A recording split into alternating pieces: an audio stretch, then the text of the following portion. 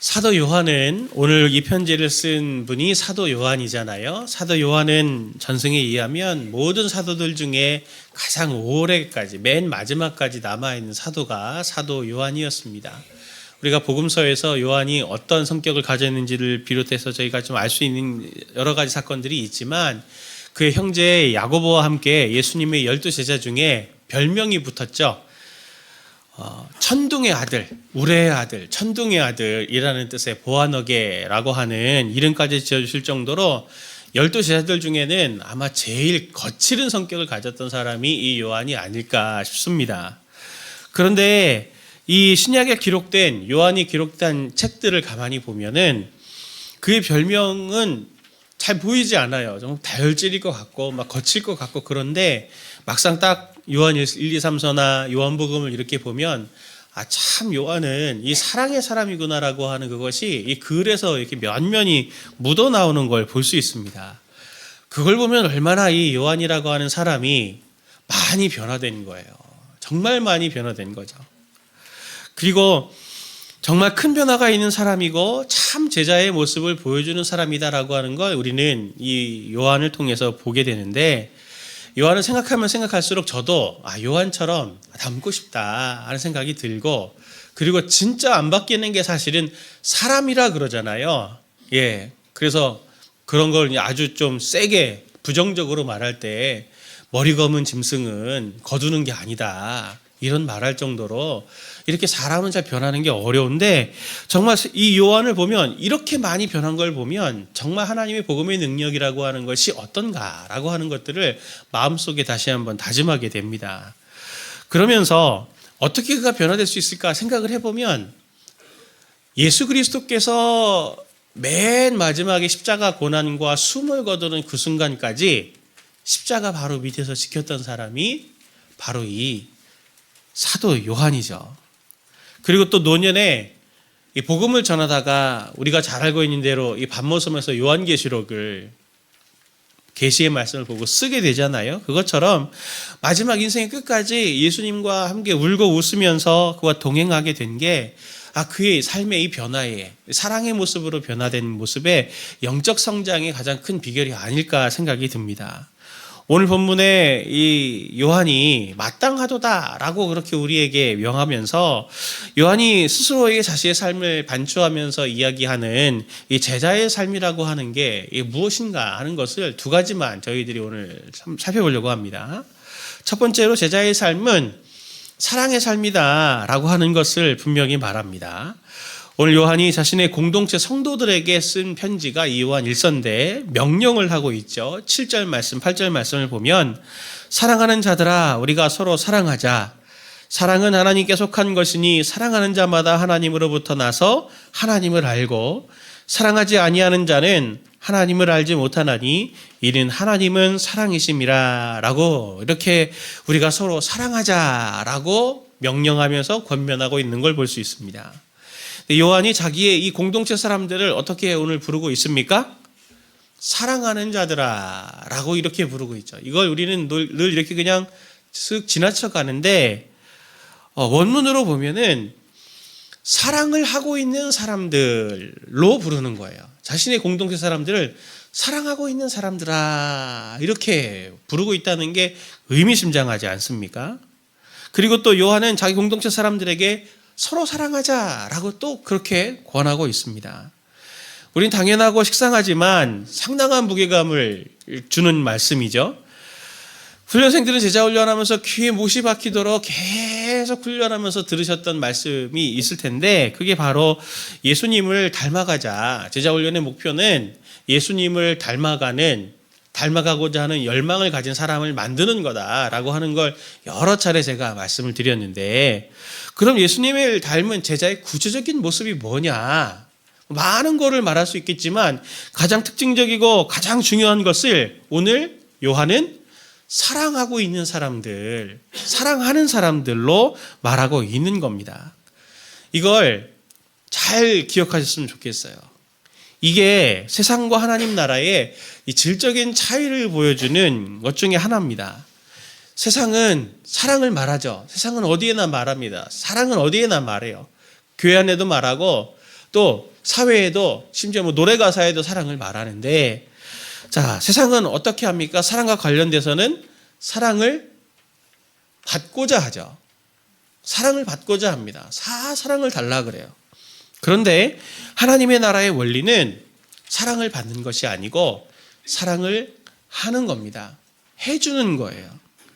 그래서 성경 어디에도 사랑을 받으라 이런 표현이 없다는 걸 성도님들에게 한번 저도 말씀드린 적이 있지 않습니까? 오늘 8절 후반절에 말씀하는 것처럼 하나님은 사랑이시라라고 하나님이 스스로를 나는 사랑이다라고 정의를 내리고 계세요. 그 사랑의 하나님이 세상을 창조하셨죠. 그 중에도 제일 특별한 창조물이 누굽니까? 바로 우리 인간이잖아요. 하나님께서 세상을 지으셨다고 하면, 사랑의 하나님이 세상을 지으셨다고 하면 거기에 하나님의 모습이 뭔가 담겨져 있지 않을까요? 저도 이렇게 우리 훈련생들은 다 아는데, 제가 숙제를 내면 제가 숙제 검사를 하면서 이렇게 꼭 멘트를 달아드립니다. 근데 할 때마다 제가 부끄러운 게 뭐냐면 진짜 글씨를 못 써요, 제가. 어떤 때 제가 쓰고도 못 알아볼 때가 있습니다. 예, 막 엄청 막 이렇게, 예.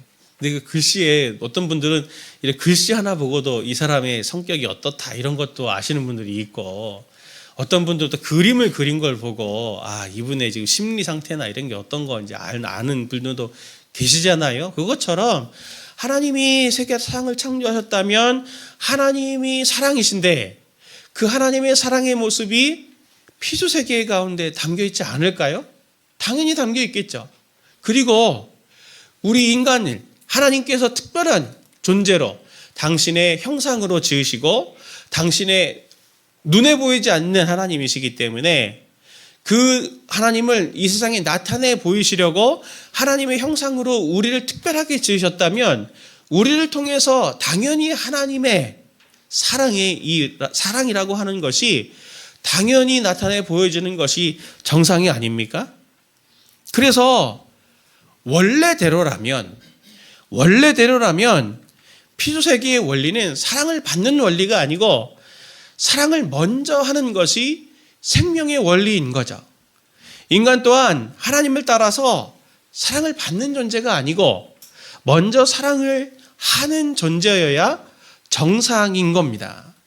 그런데 사람들은, 왜 세상은 이토록 사랑받기를 원하고 있습니까? 이게 사탄이 하는 일과 죄가 들어왔을 때에 일어나는 현상입니다. 죄가 항상 계획된 곳에는 왜곡이 일어나죠. 원래 있던 것이 파괴가 되거나 왜곡이 일어납니다. 원래는 사랑이라고 하는 것이 서로 해줘야 되는 건데 죄가 들어오니까 이게 사랑을 받기를 원하는 것으로 왜곡이 되는 겁니다. 그래서 사랑조차 왜곡돼서 사랑해야 되는 원리가 사랑받고자 하는 원리로 바뀐 거라 오늘 요한은 그걸 회복하고자 이렇게 회복된 삶으로 우리에게 요청하고 있는 거죠. 7절 8절 말씀을 다시 같이 우리 보도록 하겠습니다. 같이 봅니다. 시작. 사랑하는 자들아 우리가 서로 사랑하자. 사랑은 하나님께 속한 것이니 사랑하는 자마다 하나님으로부터 나서 하나님을 알고 사랑하지 아니하는 자는 하나님을 알지 못하나니 이는 하나님은 사랑이심이라. 아멘.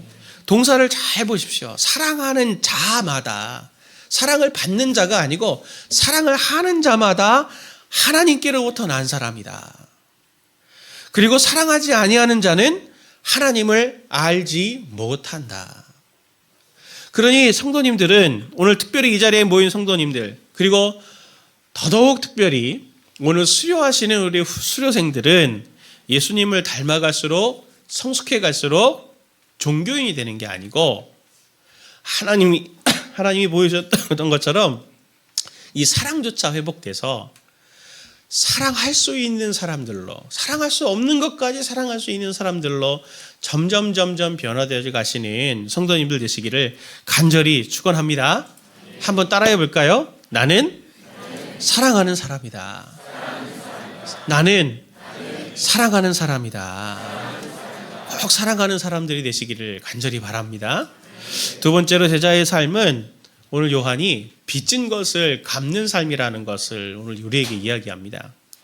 마이클 리브스라고 하는 사람이 이 선하신 하나님이라는 책에서 꼭 이 책을 한번 읽어보십시오, 우리 성도님들. 네, 안 읽으실 거 알지만 꼭 추천을 드립니다. 선하신 하나님이라는 책을 꼭 한번 읽어보세요. 정말 좋은 책이에요.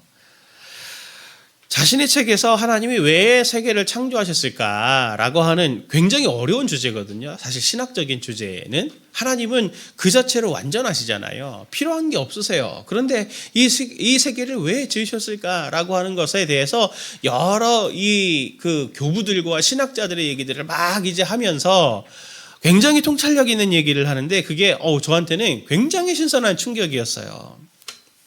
마이클 리브스가 자신의 책에서 이렇게 얘기하는데 제가 한번 읽어보겠습니다. 창조는 사랑이 바깥으로 확장되어 다른 피조물들이 누리도록 하는 것이다.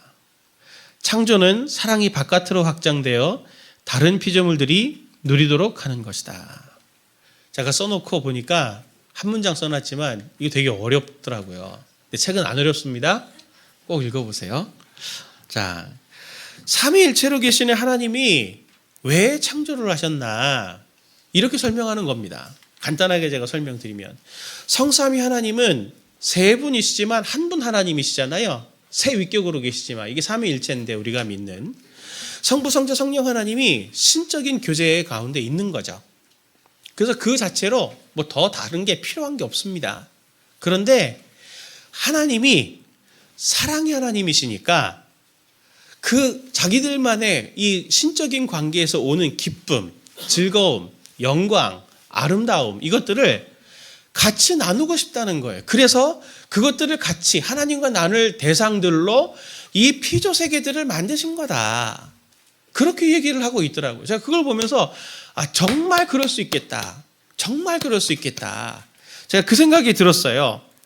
자, 성도님들도 한번 생각해 보십시오.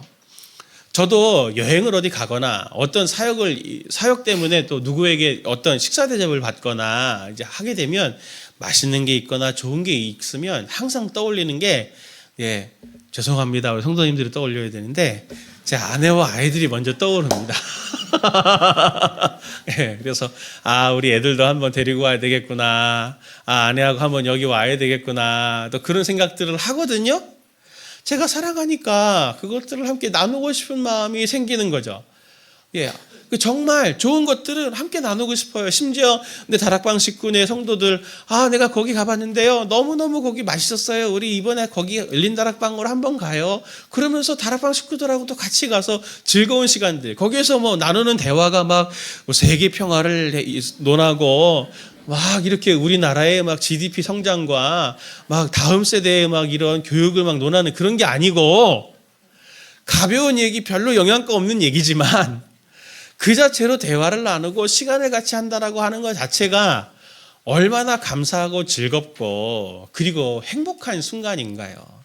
사랑하는 사람들과 무언가를 함께 나눈다고 하는 것 자체가 참 기쁘고 즐거운 일이죠. 이게 바로 하나님께서 세계를 창조하신 가장 사랑의 하나님이시기 때문에 일어나는 현상들 중에 하나다라고 하는 것들을 이렇게 얘기해요. 그런데 오늘 그 시점으로 성경을 보니까 참 그 말이 맞더라고요. 요한복음 15장 10절부터 12절 말씀 보면 요한이 쓴 글이죠.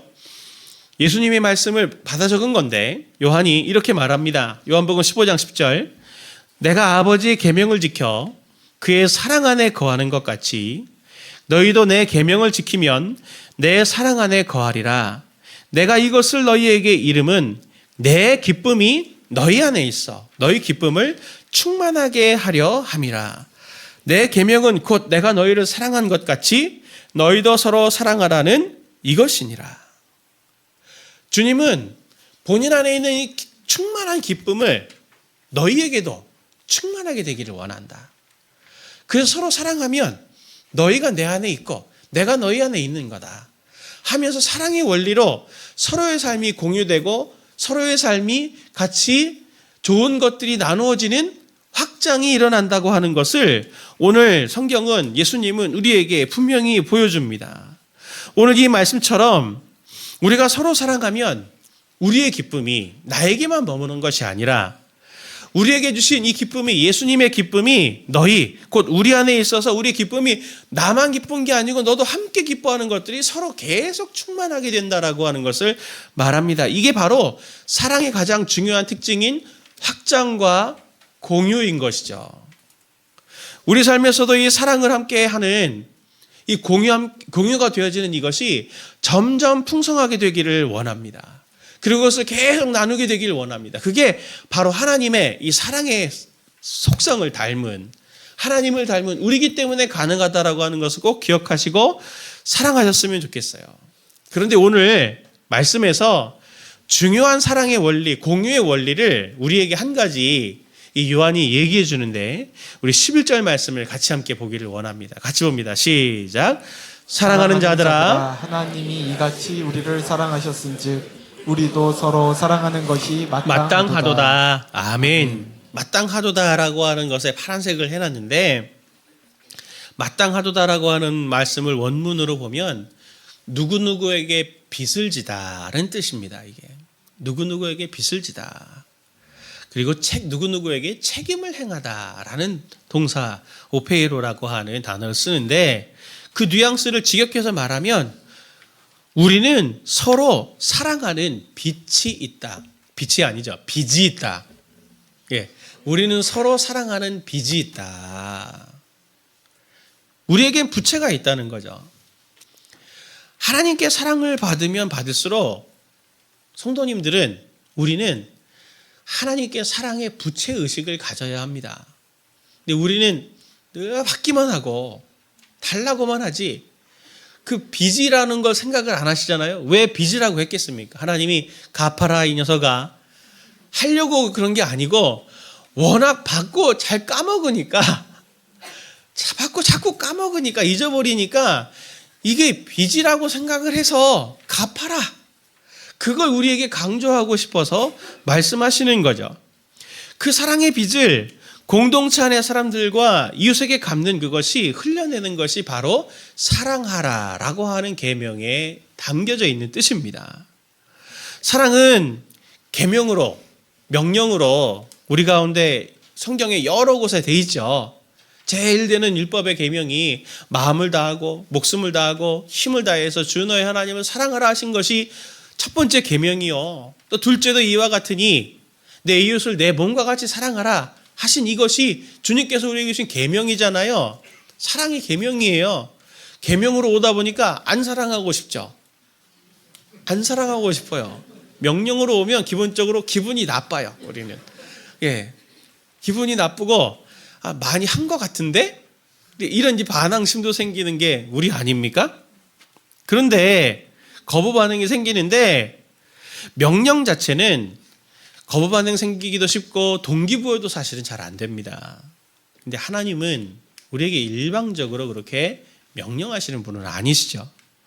요한일서 4장 9절 말씀 보면 이렇게 말합니다. 하나님의 사랑이 우리에게 이렇게 나타난 바 되었으니 하나님이 자기의 독생자를 세상에 보내심은 그로 말미암아 우리를 살리려 하심이라. 주님께서는 우리에게 명령을 먼저 주신 것이 아니라 자기의 아들 독생자를 먼저 주셨습니다. 사랑의 빚을 우리가 지고 있는 거죠. 우리는 먼저 하나님께 하나님의 독생자라고 하는 사랑의 빚을 진 사람들입니다. 하나님의 사랑으로 일어난 창조가 온 세계에 있던 어두움을 빛으로 가득 채우고 생명체들로 가득 채우게 진행이 된 것처럼, 하나님의 사랑으로 인해서 일어난 구원 또한 성도님들 삶의 가운데 있는 죽음과 어둠과 눈물과 고통을 생명과 소망, 기쁨과 감사로 채우시는 것을 성도님들 경험하셨잖아요. 그 하나님의 사랑을 받았다면 그 사랑이 확장되고 공유되어야 되는 것은 당연한 일 아닙니까? 성도님들이 이것을 꼭 기억하십시오. 우리는 하나님의 성품에 참여하는 자, 예수님을 닮은 자가 될수록 우리의 삶은 하나님께서 우리에게 주신 그 사랑을 마땅히 나누는 자가 되어야 하고, 그리고 그 사랑의 풍성함, 생명과 기쁨과 감사를 하나님이 우리만 누릴 수 없어서 야, 피조물들을 지어서 우리 즐겨보자, 기뻐해보자 라고 한 것처럼 하나님이 내게 주시는 기쁨과 이 감사, 생명의 구원을 우리 같이 한번 나눠보자 라고 하는 마음으로 옆에 있는 내 가족, 가까이 있는 가족부터 내 삶의 영향력 안에 있는 사람들에게 이것을 나누는 그것이 마땅한 일이라고 하는 것을 성경은 오늘 우리에게 명하고 있습니다. 그게 바로 사랑인 거죠. 사랑하는 성도님들, 제가 훈련생들 올 한 해 훈련생들이 제일 많았던 것 같습니다. 34명의 훈련생들인데 숙제검사 정말 어려웠거든요. 진짜 어려웠습니다. 어려웠는데 그러나 제가 숙제검사를 하면서 매주마다 이분들을 놓고 기도할 때 그 매주 하나님께서 은혜 부어주시는 것들이 다르고 정말 차곡차곡 하나님께서 각 사람들의 스케줄에 따라서 당신을 나타내 보이시고 힘을 주시고 위로해 주시고 붙들어 주시고 양분을 공급해 주시고 하셔갖고 이렇게 잘 졸업하게 하신 것 하나님 앞에 제가 정말 가까이서 보면서 하나님의 이름을 송축하게 되었거든요. 성도님들에게 하나님께서 주신 은혜들을 나만 누리는 것은 성도로서 제자로서의 모습이 아닌 겁니다. 그렇다면 종교인이 될 가능성이 커요. 꼭 기억하셔서 오늘 말씀 기억하셔서 사랑의 빚을 받은 것을 머금고만 있지 말고 계속 주변에 그렇게 흘려주실 수 있는 빚을 갚아가는 성도님들 되시기를 예수님의 이름으로 축원을 드립니다.